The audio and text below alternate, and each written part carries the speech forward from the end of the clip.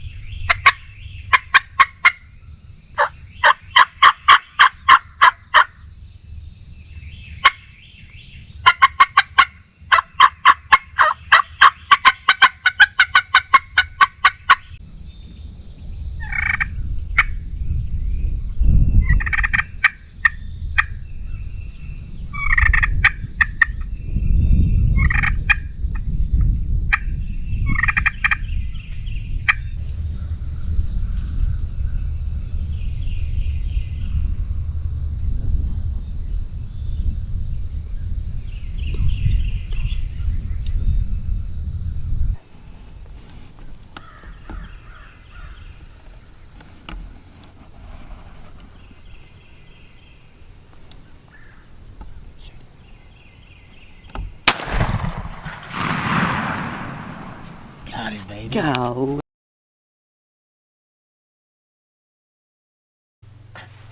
Alright, so this next one is going to be with my buddy Michael. It was opening weekend in Virginia. I think it was April 12th. He's been seeing this turkey in a field, strutting around. So we just went out there and set up, and sure enough, he gobbled on the roost a couple of times. Did some soft calling, but he ended up just flying down into the field about 300 yards away. We creeped up the edge and tried to get that decoy. Tried to get that decoy out where he could see it and maybe make him mad. But he had a bunch of hens and he didn't want to budge. But finally, they worked our way after around 4 hours of sitting there. Our butts were hurting and we were just tired of watching him. We're not tired of watching him. It was actually pretty cool, but once he got within like 50 yards, we took a pop shot, or he took a pop shot. Didn't get him, but that's why they call it hunting, not killing. And I'll go ahead and roll that clip. Far too early for this. We made it to the spot. He's been seeing a gobbler out here, so we're gonna put a hen and a strutter decoy in this big open field, and hopefully he gets mad and tries to come fight the gobbler, and then we have a dead turkey. But we're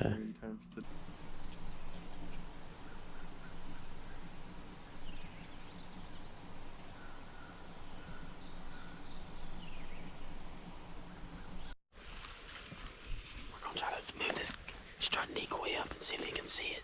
I'm just talking to them. You're good. Get far left as you can for now.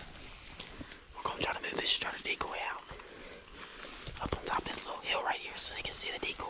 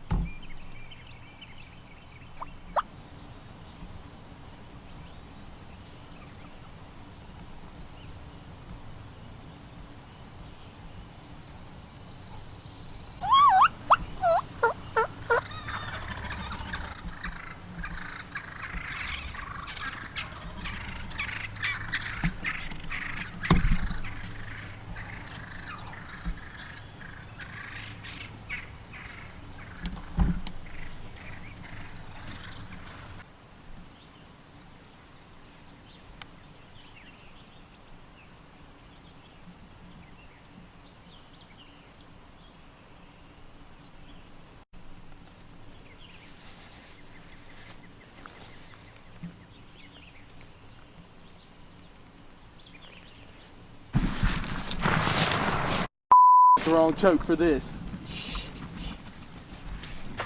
So the next day after Michael missed that bird, I went behind my house. I knew there were turkeys back there. I've been hearing them weeks leading up to opening weekend. I didn't know there was that many back there, but I knew there was definitely some birds back there. But as soon as I got out there, they were lighting up all around me. I heard one far away, and I started walking towards it. And then next thing you know, one gobbled behind me. And it was a lot closer. So I set up in the edge of the field, and that bird was just on fire. He gave me an absolute show, which I will play for you guys here in a minute. But he struts around. He ends up going out of the field. Little did I know this bird was going to be trouble for me. Ended up having like 4 or 5 encounters with this bird at like 70 yards.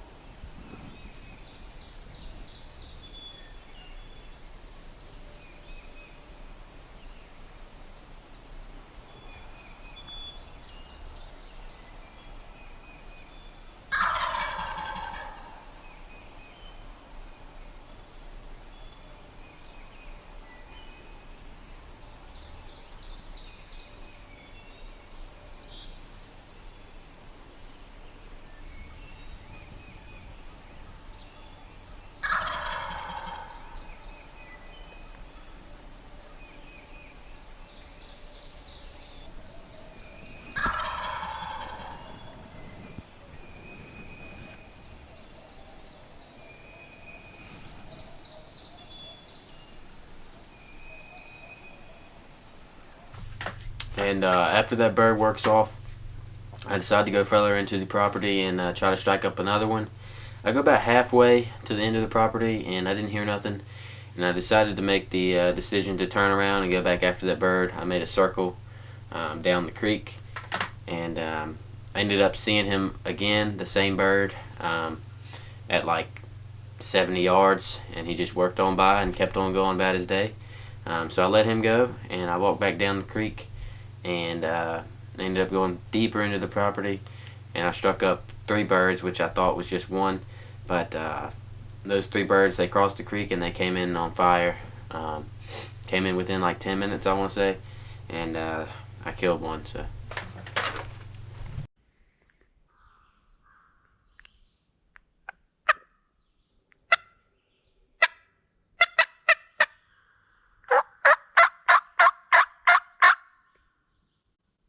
Original gobbler. He's still gobbling, I think. We're going up a creek, and then we're gonna try to call him down the creek. We'll see how it goes.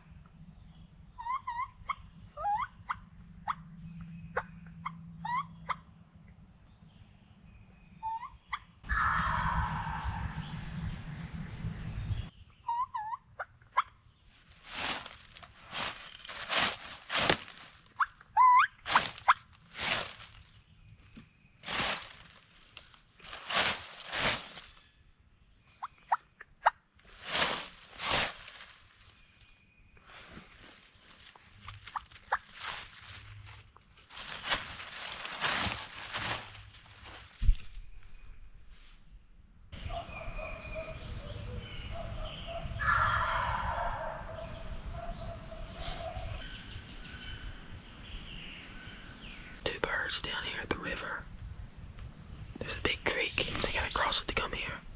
And there's a cutover, so they gotta come right here if they gonna come. So they're kinda close. These birds are coming.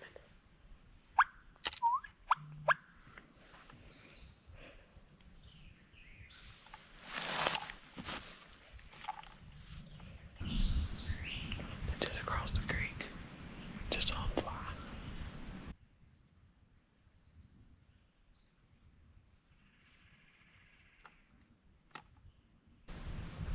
I see him.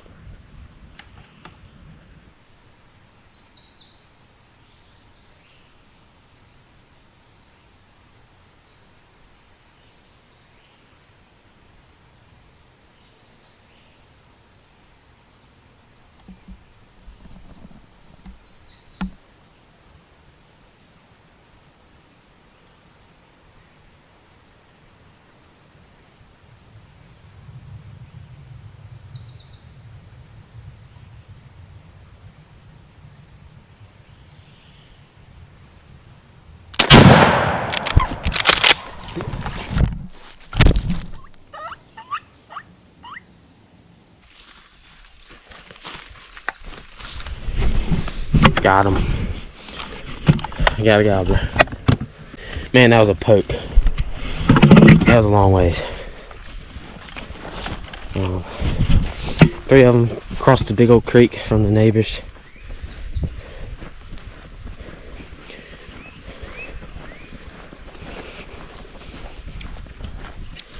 Here he is. Nice gobbler. He's not that big, but I mean, it's not really like deer hunting where you just like, oh, give out in another year. Decent spurs on him. Nice turkey right here on the river bottom. They come from over there. I struck them up. They was hammering. Didn't take them no time. Cross that creek, come through right here. Shot them from way back there at that tree. Probably got 40, 45. So after I got that turkey, my head turned back to the stubborn gobbler. I knew he was in that field and he felt comfortable there. So the next week, I had that bird encounter, I want to say 3 more times. The first time I had him was when you just saw him strutting in the field. Then I called him in again in that second clip when I circled back on him. I just didn't get him on camera there, but that was 2 encounters. The third encounter, I was going in one morning before school, and I called him back into the field another time. Stayed around 70 yards, worked down the edge, and just went on about his day. So that was the third time. The fourth time, I called him in to about 70 yards in the woods. I didn't see him that time, but he was definitely coming, and he got close, but just not close enough. And the 5th time, I finally sealed the deal on him, which you guys will see here in a minute.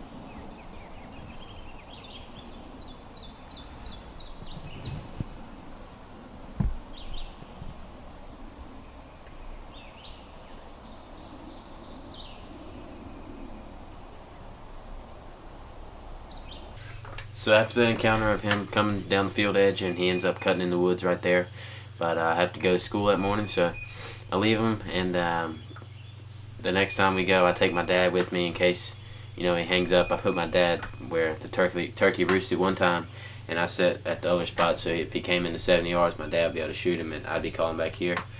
That was the theory, at least, but he ended up roosting where we could see him from in the field. We didn't know he was going to be roosted that close, but when he got light, we looked up, and there he was. He was strutting and gobbling on the limb, which was awesome to watch. I've never seen one strutting and gobbling on the limb, but there he was. I got some footage of that. He ends up flying in the field, and where I couldn't see him, my dad saw him the whole time, but you'll see what happens next.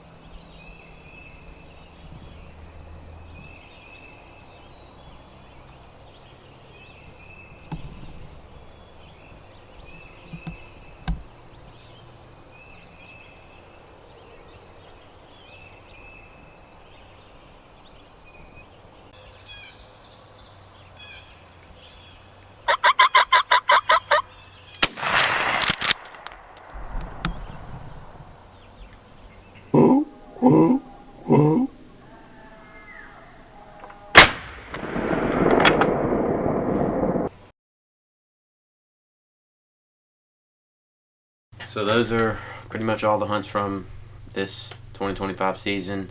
I had a couple public land hunts where we had some gobbling, but never could get them in. I didn't really film much. I was with my buddy Bailey, but